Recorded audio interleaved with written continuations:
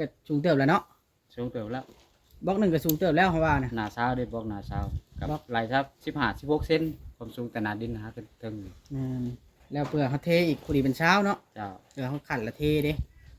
ก็สูงเติบแล้วถ้าเขาเอาสูงเกินถ้าเขาต่อขึ้น2 บล็อกนี่มันถ้าเจ้าสิหาดินมาใส่น่ะบ่ไหวเจ้าค่อยว่าได้ กับแม่น เพราะว่าเขาบ่มีรถไถเด้ แม่นเนาะนี่เจ้าเขาสิเอาดินมาได้ใส่นี่ก็ได้ดิเท่านี้แล้วคนขุดใส่ขุดเอาเนาะเจ้าเอาเท่านี้แล้วใส่ค่อยก็เลยให้เจ้าอยากให้เจ้าน่ะเอาก่อขึ้นจากบล็อกหนึงชาวค่อยว่านะจะมีความเห็นว่าในใดพอดีบ่เจ้าว่า พอดีแล้วพอดีมันก็บ่คลายพื้นตารางเพื่อนไปเลย ให้มันสูงกว่าตารางอะเด้สูงกว่า กลายอยู่กลาย ประมาณ20 เซนกับประมาณนี้แล้วสูงกับสูงเติบแล้วเด้เพราะว่าหน้าทางนั้นมันสิต่ำกว่าทางนี้แม่นบล็อกหนึ่งเอาสิไล่เบิ่งดินบล็อกแล้วก็ถ้าสมมุติว่าดินบล็อกเฮาสิใส่บ่หลายเนาะเพราะว่าเฮาก็ขึ้นมันบ่น่าจะหลายดอกเนาะฝากติดตามเบาโอลิแหน่เด้อพี่น้องเบิดสุปูสุคนสบายดีพี่น้องสบายดีเด้อพี่น้องเบิดสุปูสุคนพี่น้องมื้อนี้เบาโอลิก็เข้ามาเฮือนไม่ถาวรพี่น้องหลังจากที่เฮามาตั้งแต่หาอาจ้อยครับแม่มดพี่น้องเนาะแม่มดกับมดชมซื่ออีหลีได้พี่น้องแม่มดกับมดชมซื่ออีหลีเมาอย่างเดียวนั่นก็ได้โหจักสิเฮ็ดจังใดล่ะพี่น้องเอ้ยเนาะมื้อนี้เบาโอลิก็มีข่าวดีมาแจ้งอันไม่ถาวรพี่น้องเนาะแล้วก็มีแนวสิให้เวียกไอ้นายพร้อมพี่น้องมามอบเวียกให้เพิ่นสิให้เพิ่นเฮ็ดจังใดก็ได้พี่น้องเนาะ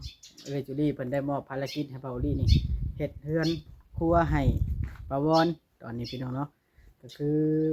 ว่าสิเอาด้านข้างมันนี่เป็นเฮือนครัว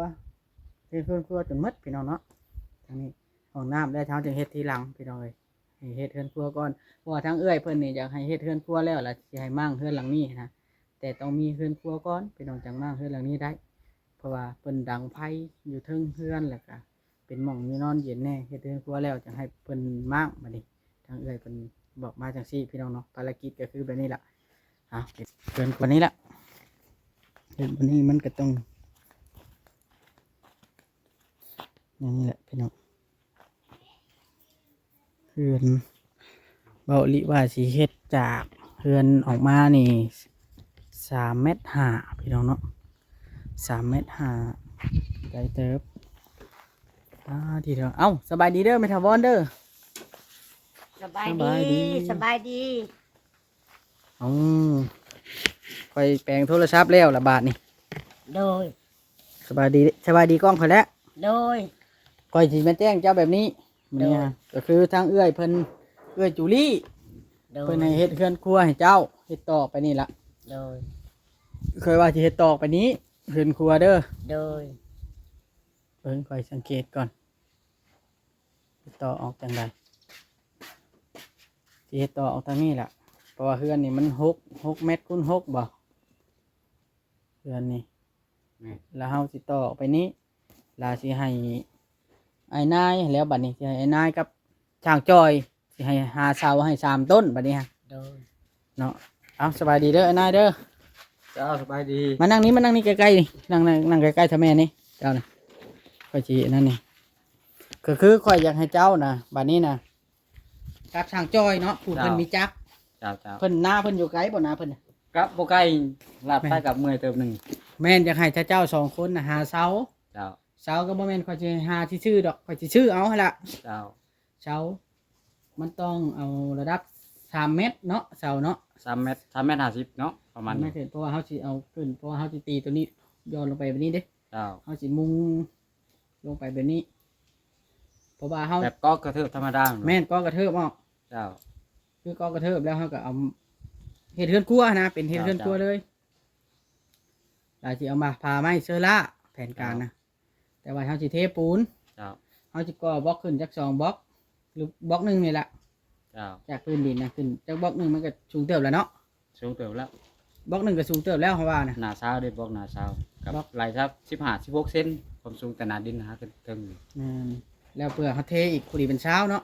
เพื่อเฮาขัดละเทเด้ สูงเติบแล้ว ถ้าเฮาเอาสูงเกิน ถ้าเฮาต่อขึ้น2บล็อกนี่มันถ้าเจ้าสิหาดินมาใส่น่ะบ่ไหว เจ้า ค่อยว่าได้ กับแม่น เพราะว่าเฮาบ่มีรถไถเด้ แม่น เนาะนี่เจ้าเขาสิเอาดินมาได้ใส่นี่ก็ได้ ดิแถวนี้แหล้วคน ขุด ใส่ ขุดเอาเนาะ เจ้าเอาแถวนี้แล้วใส่ ข่อยก็เลยให้เจ้าอยากให้เจ้าน่ะเอาก่อขึ้นจากบล็อกหนึงชาวข่อยว่านะจะมีความเห็นว่าแนวใดพอดีบ่เจ้าว่า พอดีแล้วพอดีมันก็บ่คลายพื้นตารางเพื่อนไปเลย เพราะให้มันสูงกว่าตารางอะเด้สูงกว่า กลายอยู่กลาย ประมาณ20เซนกับประมาณนี้แหละสูงก็สูงเติบแล้วเด้ อืม เพราะว่าหน้าทางนั้นมันสิต่ำกว่าทางนี้ แม่น บล็อกหนึงเอาสิไล่เบิ่งดินบล็อกแล้วก็ถ้าสมมุติว่าดินบล็อกเฮาสิใช้บ่หลายเนาะเพราะว่าเฮาก่อขึ้นมันบ่น่าจะหลายดอกเนาะเฮาสิก่อขัน ก้อนหนึ่งระยะ40สมมุติสิออก2เมตรก็ไล่เบิ่งตามนั้นแหละแล้วก็ไล่เบิ่ง ต้อง กว้าง เอาออกต้อง3เมตร ๆ3เมตรเนาะ เพราะว่าเฮาสิใช้ไม้48เด้เฮาสิใช้ไม้48เฮ็ดทางอันนั้นมัน แล้วก็ไล่เบิ่งแต่นี่5พุ่นก็3เมตรก้อนระยะยาวของก้อนดินบล็อกก็40เซนสิตกจากก้อนก็ เพราะว่าทางนั้นเฮาอาจสิได้อันนั้นขึ้นเนาะใส่ซ้อน2ฮู้บ่จักแล้วทางนั้นเพราะว่ามัน มันค่อยเนาะ ก่อยกว่ากันได้ ไล่2ก้อนแม่นเลย แม่นเฮาไล่ไทย2ก้อนโลดแต่ละครั้งเนาะ แม่นไล่เฮ็ด เพราะว่าเฮาบ่ได้เท สองก้อน คานนี่เวลาเฮาก็ขุดลงน้ำบ่ได้ เจ้า นั่นถ้าว่ามันน่าสิดี มันสิแน่นกว่ากันเราวงกบนะเฮาสิเอา2ทางเลยทางนี้เพราะว่าเฮาสิเอาจอดกับล่างเลยหั่นน่ะ พัดพาตัวนี้เลยแหละบอกอัดเอาบอกแล้วอัดเอาเลยบอก พานะ เด็กไม่ผนักนี่ อัดเลยตัว อั นั้ ด น เลยเนาะ เพราะว่ามัน เอาไม่อัดเลยด้วยมัน แม่น มันจะบ่ล่วงใส่เฮือนครัว แม่นเกี่ยวแล้วตัวนั้นมีแต่ว่าอัดเลย เจ้า เนาะ นั่นน่ะ เพราะว่ามันทีแรกเขาใส่ไปนั่นเนาะเขาก็ต้องเนี่ยจำเป็นได้อัดเลยแหละหน้าใดก็ได้ ผมอัดมันก็ล่วงเขา มัน เรื่องครัวเลย มัน มัน สีเหลืองมันสีบกคักน้ำตัวนั้นชมสีคักอยู่ออกแบบเบิ่งน้ำกันว่ามันสีประมาณใดเป็นประมาณใดเพราะว่าเขาจะใส่ไปพาไม่เชื่อล่าอะนะ เจ้า แล้วเขาจะให้มันต่อกันกับกระล่างเลย แผนเขานะแต่ว่าย่างเขาทั้งนี้เลย เอาแบบล่วงเขาไปนี่เลยเดี๋ยวบอก แม่นแล้วเขาจะใส่วงกบใส่ว ตั้ ง งวงกบอยู่นี่เนาะ แม่น ตั้งอยู่ทางนี้ สองใส่เขาจะใส่2อันเลยแผน ใส่เบื้องนี้ก็เบื้องนี้เนาะ แม่นเขาจะใส่2อันเลย ห้องมันบริขันเนาะบริขันขัดกลาง บ่คันบ่คัน เฮ็ดแบบล่วงกลางเลยเนาะล่วงไปมากเลย แผ่นเฮาน่ะบ่ใส่เข้าทางนี้แน่แล้วเข้าทางนี้แน่น่าละ80นะ เจ้าเจ้า ละเพราะว่าด้านนี้นะเกินกลัวนะเฮาจะเพราะว่าอยากให้มันกว้างเด้ ครับ อยากให้มันใหญ่แล้วทั้งหนึงเราว่างไว้เฮ็ดอยู่เฮ็ดกินทั้งหนึงเราว่างไว้นั่งกินข้าวหั่นนะแผนการไว้นั่งลิ้นนั่งอิหยัง เฮ็ดแบบใส่โต๊ะเนาะทาง แม่นทั้งใส่โต๊ะก็ได้ ใส่โต๊ะนะ ว่านั่นแหละเฮาแผนทั้งเอื้อยเพิ่นวางแผนมาแล้วอยากให้มันโล่งหั่นนะ เจ้า ทั้งนี้แล้วเฮาอยากให้ใส่ปองเยี่ยม เจ้า อยากให้ใส่ปองเยี่ยม ใส่ด้านน่ะเนาะ ด้านนี้ทั้งด้านนั้นล่ะเฮาสิให้ใส่ตะนางเอา ตะนางบ่ ตะนางน้อยนะใช้ไม้เชื้อราพาเชื้อราแต่ว่าเฮาสิใช้ตะนางตีไม้หนีบเอาเพื่อนเฮากันตีไม้หนีบเอาคือกันตะนางน้อยแผ่นมันเป็นจังซั่นดอก แต่ว่ามันทางนั้นก็สิน่าสิใช้ตะนางอีกให้มันแจ้งเนาะ เจ้า ให้มันแจ้ง ใส่ตะนางก็ได้หรือว่าตีไม้แบบ ละแนงบ่ นั่นก็ได้ ละแนงก็ได้ ใส่ม้ก็ได้ใส่ไม้เส้นน้อยนะ คันซั่นข่อยสิทางนี้ข่อยใช้ตะนางทางนั้นข่อยใช้ละแนงแหละเพราะว่าเฮามันบ่จำเป็นต้องมีวงกบเด้ทางนั้นเนาะ แม่น เฮามีแบบในหัวอยู่แต่ว่าทางเขาเฮาต้องเอาทางนี้ เจ้า จะว่าไดคักบ่จะว่า ก็งามอยู่ ในเรื่องบ่เพราะว่า งามงาม ทั้งนี้เขาจะพาเชื้อราเขาแอมบ่ได้ เจ้า แอมแบบ ด้าน นี้เลย อ่านเนาะแอมมาเลยด้านนี้ แม่น ได้แอมมา3ด้านบ่3ด้านน่ะเป็นควร ทั้งนั้นก็แอมทั้งนั้นก็แอมทั้งนั้นก็แอมคือกัน แล้วเขาจะแต้มบอกแบบดอกแต่ว่า เจ้า เขาสิให้เจ้าน่ะไปหาเสาก่อน เจ้า ถ้าได้ไม้แก่นแห่งดีเสา ครั น่ะ บ บ่ใหญ่ปานใดก็ได้ดอกเสาฮะแต่ว่าอยากให้มันชื่อแน่แล้ว เจ้าครับ ประมาณ จะได้ไว้เป็นแบบเสานี่จะสิไปหาสร้างจอยแล้วเออเราไปหาแถวป่าดง เรื่องอยากได้ไว้บ่อยากได้ไว้น่ะเจ้าอยากได้เฮือนครัวให้มันแล้วไว้บ่เลยก็เจ้าคิดเอาเท่านั้นแหละจ้าใจเฮาว่าอยากได้ไว้ เออเจ้า ช้ำเจ้าความพยายามของเจ้าเขาสิซื้อเอานะเสานะ เจ้า แล้วจังว่ากันราคาเนาะ เจ้า ภารกิจของเจ้าได้นี่3ต้นเด้อเสาเด้อ ครับ 3 เมตรปลาย เจ้ากระแทกเบิ่งจากขึ้นเอาความสูงประมาณใดประมาณใด เจ้า เนื้อใดมันสิงาม ถ้าได้เสาไม้แกนแห่งดี แต่ว่าต้องบ่ไม้แกนก็ต้องเป็นไม้จิกเนาะ เจ้า ต้องเป็นไม้จิกอ่ะจำได้ได้หลายนะเอ้าสบายดี เดี๋ยวไปเอาลานรถบัดนี้พี่น้องเนาะมา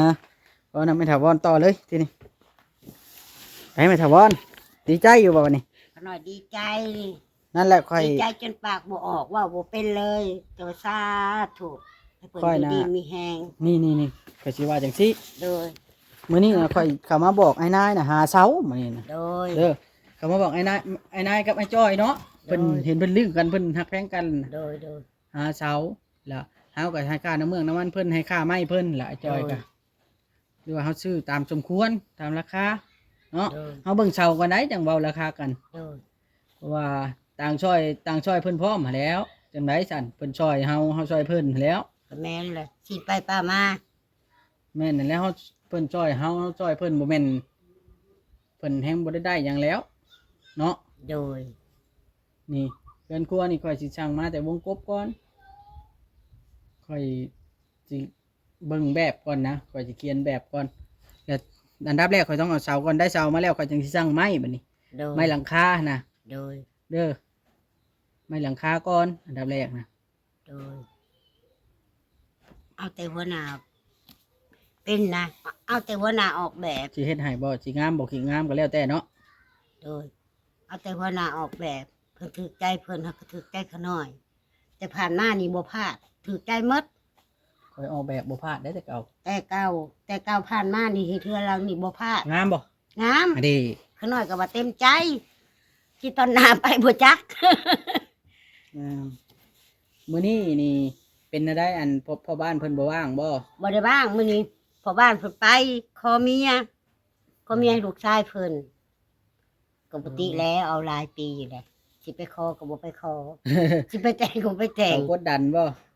ทางนี้ก็สวยม้อยทางนั้นก็สวยม้อยมันเดี๋ยวเขาก็ท้วงเลยทางผู้หญิงแม่เลยว่าเขาน้อยเว้า นั่นแหละลุงไปใช้ใช่ลุง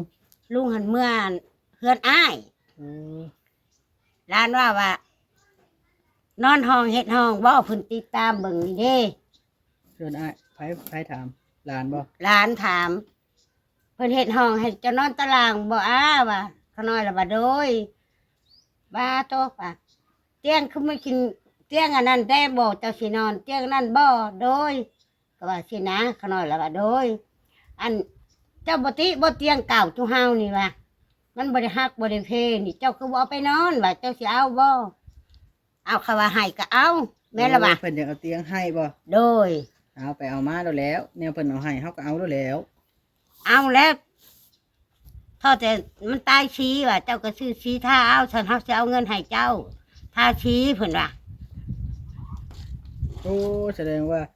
ไงชาหลานเจ้าน่ะเพิ่นเป็นคนค่อนข้างจะอันมีฐานะแน่น้อยหนึงบ่ ลูกไข่เจนาง13ไผเหรอ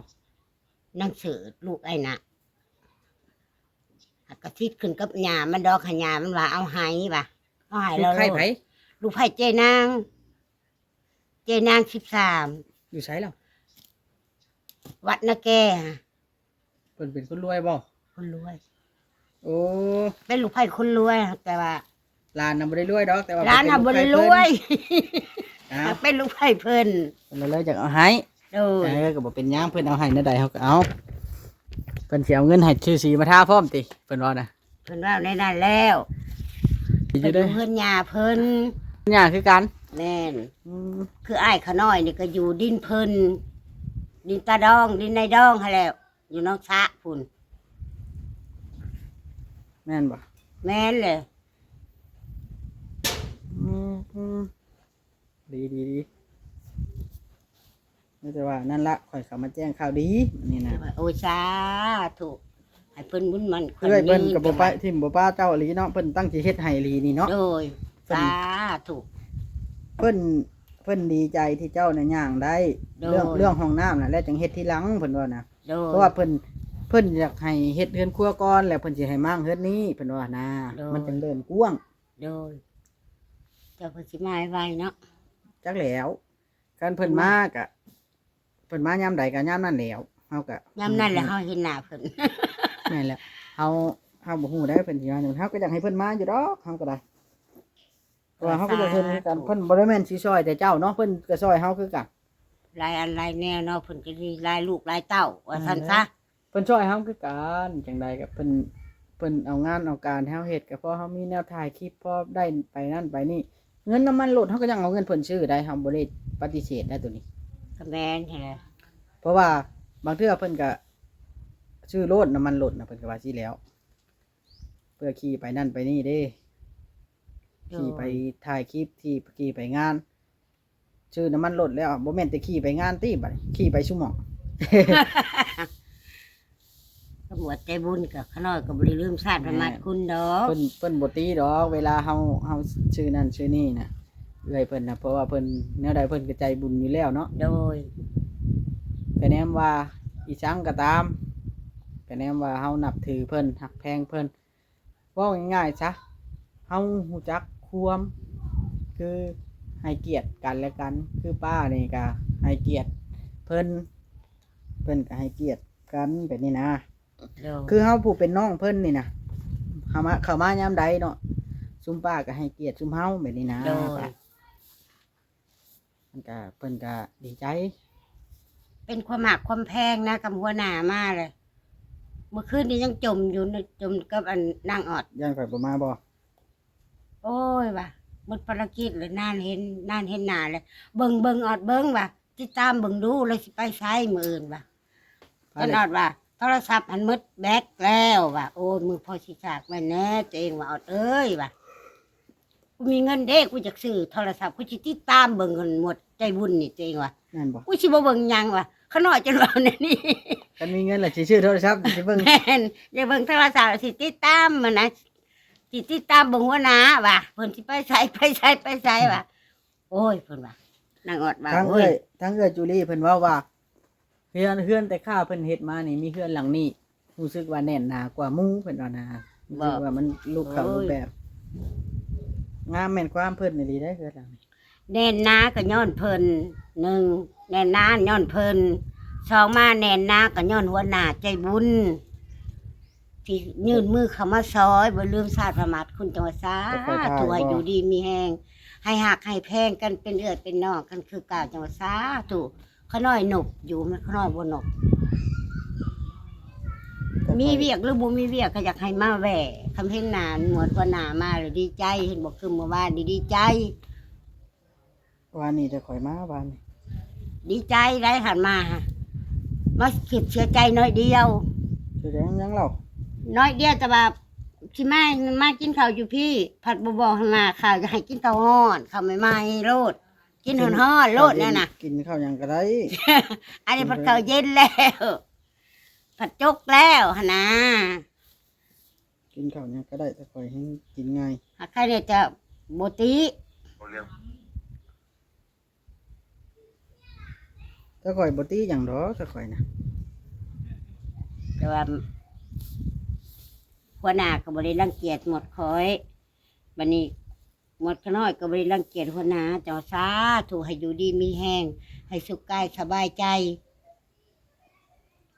ขึ้นหาอยู่ได้ก็ดี มันบุขึ้น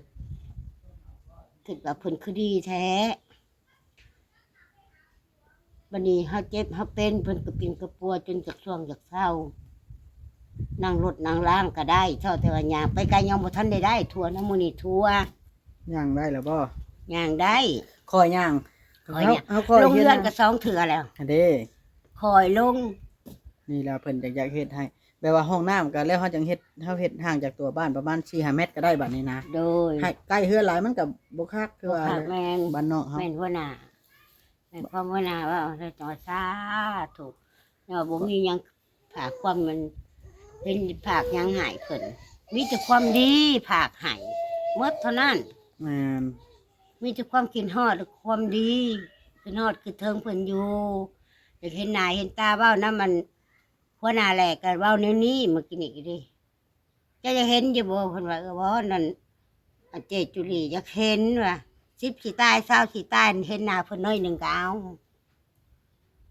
เพิ่นคือใจบุญใจกว้างกระดักกระดอเพิ่นทำเพิ่นเอาน้ำเต้าแก้วมาโฮดข่อยเพิ่นว่าเจ้าย่างได้เนาะเพิ่นว่า เท่าไหร่เจ้าย่างได้ โดยตัวเองนอนย่างได้แล้วว่ะก็ยังบอกคักเพิ่นว่าเพิ่นเห็นในคลิปว่าเจ้าเพิ่นว่าเอาฮะ อืม ถ้าจะเห็นหน้าใบย่างได้ฮะ อย่างไรแล้ว ดีใจน้ำดีใจน้ำข่อยสิเฮ็ดเฮือนครัวให้เจ้าบัดนี้ โด คัน ย คันเริ่มเฮ็ดเฮือนครัวแล้วข่อยอาจจะได้เข้ามาบ่อยอยู่บัดนี้คัน โดย ได้เสาได้อีสัง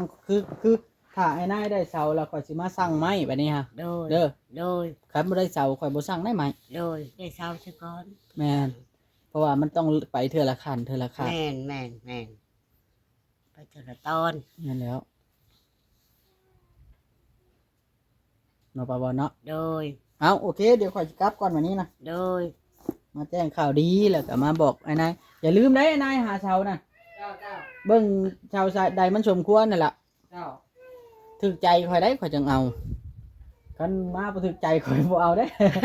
เอาโอเคจังใดก็จะดีแห้งป้าสบายดีสบายดีเอาพี่น้องเด้อจังใดก็รีสิได้เข้าโตก่อนพี่น้องบัดนี้เด้อพี่น้องผมยาวแล้วเด้เบาลิเนี่ยน้องพี่น้องจังใดก็อยู่ดีไม่แห้งเด้อพี่น้องบัดนี้นี่เด้อพี่น้องแห่ทรายเบาลิว่าบ่พอกันจังหน่อยแน่เบาลิว่ามันหลายเด้เนาะโอเคสบายดีเด้อพี่น้องจังใดก็ขอบบุญขอบคุณทั้งเอื้อยจุลิที่ให้เบาลิเป็นสะพานบุญให้เด้อสบายดี